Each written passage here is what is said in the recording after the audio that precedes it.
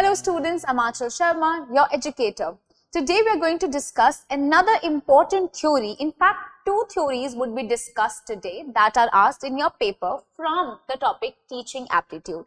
Today we are going to discuss about Lev Vygotsky's theory of sociocultural cognitive development, and we are also going to discuss about Kohlberg's theory of moral development. So in 2021-2020, in both these years, we saw questions being asked from these theories. We have already discussed the theory given by Jean Piaget. Today, we are going to discuss about these two theorists. So first of all, we will discuss about Lev Vygotsky's theory. Lev Vygotsky was a Russian psychologist and a teacher who developed the theory of how the child would learn. Cognitively, there would be a growth when he or she interacts with the society. And what is the importance of this interaction? So he said he developed the theory of how our social interactions influence our cognitive development. This theory is known as Lev Vygotsky's sociocultural theory of cognitive development. Let us see. This is the diagram, this is the picture that we will be referring further.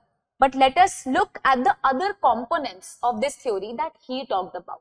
So first of all, he said that the Lev Vygotsky's social theory asserts that the child's cognitive development and learning ability can be guided and it can be mediated. You can channelize it by their social interactions. When they interact with the person who knows something they want to do, they will learn about it in a better manner. This is a theory that Lev was saying.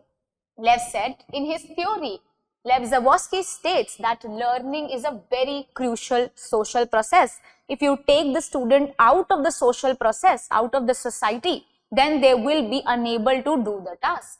As opposed to an independent journey and discovery, your learning is not an independent journey but a social process. He expands on this by stating that the child's learning is benefited greatly by the guidance he or she gets from the knowledgeable member of the society, such as the parents and the teachers. So he is talking about the importance of your society. How when the child interacts with the community will learn better. That community can be the parents and it can be the teacher as well. Lev says that this interaction with someone is called as, that someone in fact is called as an MKO, that is the more knowledgeable other. Lev Vygotsky theory places the importance on guidance, guiding the student's learning through the interaction with the more knowledgeable other. MKO, more knowledgeable other, is someone with whom the person will interact and will learn in the most effective manner. There are few things that the student will not be able to do on their own. They will need the guidance, and in this zone they will learn the best. The more knowledgeable other could be anyone who has a greater understanding of the task and the concept that the child is trying to complete and learn. Most often this would be a parent, a caregiver, a teacher, and could also be a peer or a mentor. So there are, according to Lev, few zones in which we try to move. So these zones are what? Let us look at this diagram. The things would be more clear.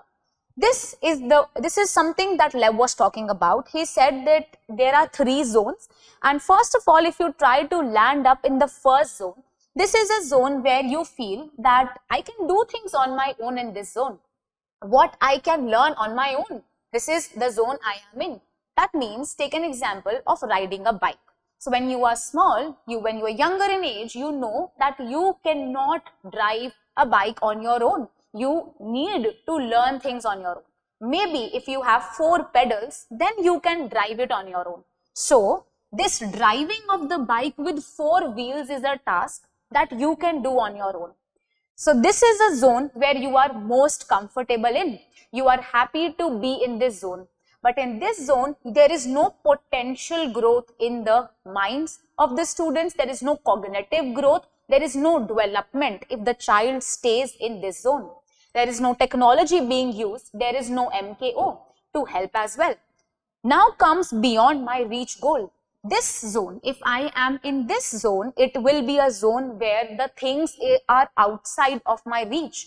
I cannot learn how to drive a bicycle without the 4 pedals. I cannot do that without the guidance of someone who knows how to do that. This means if I am at this zone and I keep on trying the things on my own, I will be in a state of anxiety and discomfort. Now, what is advisable for a child is to come in this zone. This is a zone of ZPD. This stands for the zone of proximal development, also called as the zone of potential development. This is a zone where you will interact with the MKO, where by using technology, tools, or by using the knowledge of the other, you will learn things better. So if you have your father with you and he is guiding you and gradually teaching you how to ride the bicycle with only 2 pedals, then what will happen? Then you will realize that you can start doing things on your own. So what is it? This is a zone of proximal development where utmost growth is achieved. This growth and this interaction between you and your MKO is called nothing but scaffolding. Another PYQ that they keep on asking. Scaffolding is a concept that Lev talk about. Lev used this concept. It is Bandura who started to talk about scaffolding, but Lev in his theory of a zone of proximal development started to use the concept of scaffolding as well. Let us read something about it. So what is this zone of proximal development? The concept of zone of proximal development is also known as the zone of potential development. It is used to explain the child's potential for the cognitive development and the ability which they are using to guide their own task. Here, rather than asking or doing things in isolation, they are seeking help. They are asking for help here, not doing the things in isolation. If they do things in isolation, they will be always in a state of anxiety and fear. This is a zone where Lev is saying there is no potential growth. Also, if you are not asking for help and doing the things that you already know, you will become very comfortable and there will be no potential development. So this is also a zone that is avoidable. You need to come in the zone of proximal development. The zone of proximal development can be described as a distance between the actual development level when assessed independently and the level of potential development when assessed in collaboration with the peers or the mentors or the guiding hand like your teachers. So what things you can do, cannot do, uske beech mein that the area you have, that area is none other than the zone of proximal development. The instructional scaffolding is a method of guided learning that helps a student learn by pairing them with an educator. When you pair yourself, take guidance of your MKO, your educator, you will be in the potential zone. The educator should have greater experience of the task, then only they can help you and the students will process it. But of course, there should be a better understanding done at this level as well. So what is teaching? Teaching is delivering of the facts and the figures from a more knowledgeable person to a less knowledgeable person. This means this is the zone. This coming into contact with the teachers is a zone of proximal development, right? Here the maximum amount of growth is seen. So what is advisable? It is advisable to do things by seeking the help of someone else. Now comes the theory of Kohlberg. So Kohlberg started to develop this theory of moral development, but how did he came up with this kind of a theory? So Kohlberg based this theory on a series of moral dilemmas. He presented this as a study subject in front of the participants, and the participants were interviewed and then judged, and on the basis of that, he came up with this theory. He told them one story, and this theory is of hen's dilemma. The dilemma of hens, you can also say. And when this theory was discussed in the classroom, the different views of the people came up, and this is how he collaborated and made this theory of moral development. How the child maintains, develops gradually and reaches the state of moral development. Again, this is a cognitive development, a constructive knowledge, because gradually you learn things better. For example, we'll study about how hen steals the drug. In this scenario, a woman, so this is a story that I'll be telling you. There was a woman who had cancer, and her doctor used to believe that only one medicine can save her. This drug was discovered by a local pharmacist, but this drug was very costly. So hence, who was the husband of that wife was not able to purchase that drug. So what happened? He asked the pharmacist that I will repay you the money, or just lend me the money and I will give you back the money of the medicine that I'm asking. But he completely denied it. So the pharmacist was like, I cannot give you the money. It is give you the medicine also, no matter what, because I don't rely on you. So what happens? He was not ready to sell the medicine, and this was only the last option to save the life of his wife. So what happened? He tried to negotiate with the pharmacist to bring the price lower or to extend some credit, but the pharmacist refused to sell it at any cost, at any cost. He just refused it bluntly. Buffed hence instead broke the pharmacist's shop and stole the drug to save his wife's life. Kohlberg asks, should the husband have done this? Was he correct or was he not? This was the question that Kohlberg asked to everyone. Is it morally, ethically correct? But he did said that he will repay the money back. He did said that now is the time of crisis. He needs to save the life of his wife. Is the pharmacist correct? He should have lended the money or should not have lended the money. These were the doubts that Kohlberg was discussing. Then he came up with his theory of moral development.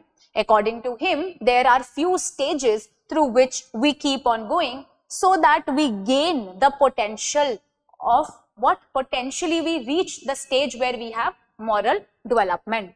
So there are few levels. There are three broad categories. There are according to the ages, divided according to the ages, and there are the sub-levels as well. So PYQ has been asked according to the stages, match the following, the ages, the name of the levels, everything should be clear with you. The first level is the pre-conventional morality. The second is the conventional morality. The third is the post-conventional morality. From age 0 to 9, the child is in the stage of the pre-conventional morality. This is a stage of obedience and punishment. You will do anything possible so that you look as if you are obedient and you want to try, you just want to escape the punishment. So this is a stage where without even giving heed to what is right and wrong, you just want to escape punishment. Here, if your mother says that she will punish you if you do something, you will avoid doing it without using your morality. Then comes the stage that is individualism and exchange. Then comes the second level, that is the conventional morality. In this stage, you are in your early adolescence and near your adulthood. The stage 3 is developing good interpersonal relationships and maintaining social order. Now you understand gradually how the society works. This is the stage 3 and 4, developing good interpersonal relations and maintaining social order. Then comes the last stage, that is when you become adults and you interact with the adults. This is the post-conventional morality. Here you learn about social contract and individual rights, and gradually universal principles would be gained. Let us understand all of these things with the help of a diagram, and gradually we'll look at the pictures also. So the first stage is the pre-conventional stage. Moral reasoning is based on the reward and the punishment. Here you avoid punishment and your self-interest becomes more important in the second stage. Rather than escaping punishment, in the second stage, You become ego-centered. You do things that you like. The second stage, when you are in your school, that is the moral reasoning, is based on your external affairs. This is a stage where you are somewhat between 8 to 13 years of age. This is the conventional stage, where now moral reasoning is only based on the scenarios that you go through. This is a stage, the first stage, and this is a PYQ also. They have asked in which stage there is this syndrome of good boy or good girl attitude. At this stage, you want to be liked by everyone else. That is why here, rather than your self-interest, you believe that your peers should be happy with you. So you try to portray yourself to be perfect. You have this syndrome of good boy and good girl. So this is this stage. Gradually, when you move upward in this fourth level, you start to realize about law and order morality. Then comes the post-conventional stage. Here, at this level, you understand about moral reasoning based on personal ethics now. Rather than on the experiences and external affairs, you start to understand about yourself. You understand about social contract, how the society forms, what is your essence and your rights. And then there is one principal rule that you will start to follow. That is the universal nature. The first stage is of obedience and punishment orientation. Here you will do whatever you want to do to avoid punishments. The child or the individual is good and the only motive is to avoid punishment. If the person is punished, they must have done something wrong. They have this attitude inside themselves that if that person is being scolded, that means they have done something wrong. You don't have the capability of moral judgments. Moral development is not there. You know, if that person is being beaten by someone else, he must have done something wrong. You just know this, that punishment means you have done something wrong. Then comes the stage 2. This is the stage of self-interest, individualism and exchange. At this stage, the child recognizes that there are not just one right view, but there is not just one right view that is handed down by the authorities. Different individuals can have different point of views. So here gradually he will understand that maybe the person who was being bashed by other people can have a different perspective of his own, can be right on his part. So whatever Hens did can be right because it was important at that time to save the life of his wife rather than thinking about morality. Maybe the people are beating Hens because he did something wrong like stealing, but he did it because there are other layers to this story. Then comes the stage 3, that is the interpersonal accord and conformity. That is, good interpersonal relationships are created. The child and the individual is good in order to be seen as being a good person. Now he has a syndrome. What can he even do? He has to portray himself as a good boy and a good girl. Therefore, answers related to the approval of the others are given at this stage. Then comes the 4th stage. This is maintaining the social order. The child and the individual becomes aware of the wider rules of the society. So judgments concerning obeying the rules to unfold the law and avoid any guilt. He will do as the society is asking him to do. He knows there are rules and regulations I have to follow. Then comes stage 5 of social contract and individual rights. The child becomes slowly aware that while rules and laws might exist for the good and the greatest good number, there are times when they will work against the interest of particular individuals. He will understand how the social contract works. You are working here with a utilitarian approach. That means you are doing things for the greater good of the society. But there will be times where your personal interest would go in the opposite direction. So maybe your mother says that you cannot go outside, but as the society does that, you need to go outside with your friends during night time also. So society wants you to be a good girl, not to go outside. But what can be done here? You know, sometimes you have to disagree to what the societal norms are. For example, Hen's dilemma. The protection of the life is more important than breaking the law like stealing. So he had to save the life. The issues are not always clear cut. The child will understand that there are layers to it. I cannot decide it on the basis of rules and regulations. Then there is universal ethical principles that are created. People at this stage, at the last stage, that is the 6th stage, people at this stage have what? Developed their own set of moral guidelines. You have developed your own set of rules and regulations which may or may not fit with the law, with the principle. The principles apply to everyone, but you know that you have your own rules, your own aspirations and your own moral standards. That is human rights, justice, equality. The person will be prepared to act to defend these principles even if it means going against the rest of the society in the process of having to pay the consequences of disapproval or imprisonment. So this is a stage where sometimes you will go against the society. You will now understand that there are some moral ethics that you have to follow as well. Now this was the theory. Now we have few set of questions. So first question is related to the theory of Kohlberg.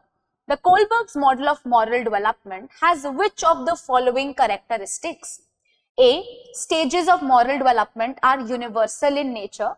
There is continuity in development of moral thinking. Moral development is not an orderly process. It is entirely dependent on environmental factors. Moral development is dependent primarily on cultural values. So the right answer is A, that the moral development are universal in nature. It is applicable to everyone. That is universal in nature. Each and every one of us will have some set of values and morals that we will learn and we will acquire.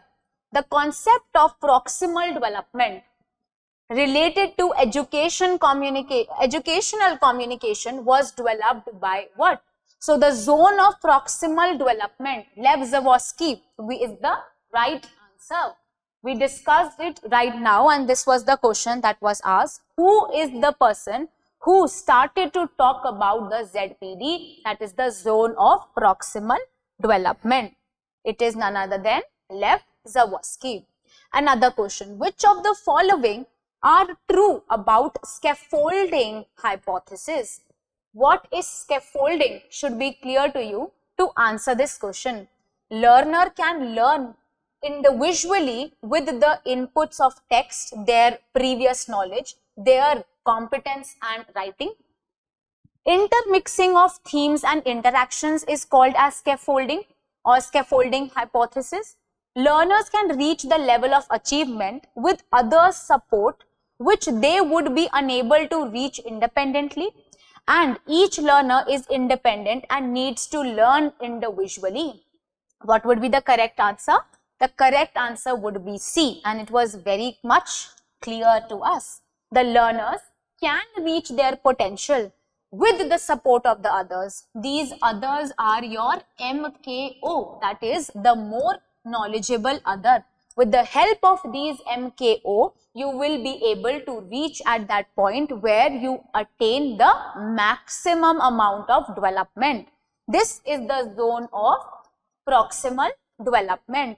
And you are doing what? You are using the art of scaffolding. That means seeking the help of someone else. So C became the right answer.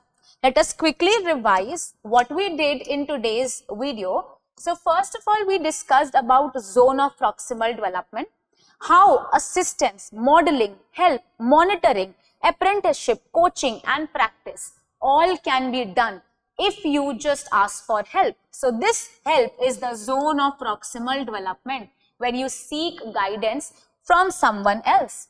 This is a zone where you are not comfortable, where you are not too comfortable, where you are not beyond, where the things are not beyond your reach, but this is a zone where you can ask for help. It is a zone of proximal development and scaffolding can be used. Then we discussed about the moral development and the stages of moral development. we discussed that there are 3 stages, and under these 3 stages, there are more 2 stages to 1 stage. We have the pre-conventional stage from 3 to 7. This is all your moral developments that are universal in nature are based on reward and punishment. This is a stage of avoiding punishment first, then self-interest. Then comes the good boy and the good girl attitude. This is the second stage, that is the conventional stage from 18 to 13 years of age. Now, your ethics come into being. External ethics will influence you. So, this is the third stage, good boy and good girl attitude. And then you understand about the law and order. Then the last stage, that is the post-conventional stage, here adulthood is attained. Moral reasoning is based on personal ethics. You know how the society works, but you still will have at the 6th stage your own principles and your own rules to follow. You will sometimes have to leave where, you have to go away from the societal norms. So I hope these concepts were clear to you. I tried to make them as, explain them in the most easiest manner with the help of anecdotes and with the help of pictures. You can try to remember them for the longest period of time. Learn the stages, also learn the ages and the explanation to those stages, because they do ask questions related to that. Thank you so much for just staying with me and watching the video. Hope you are studying and keep smiling. Thank you.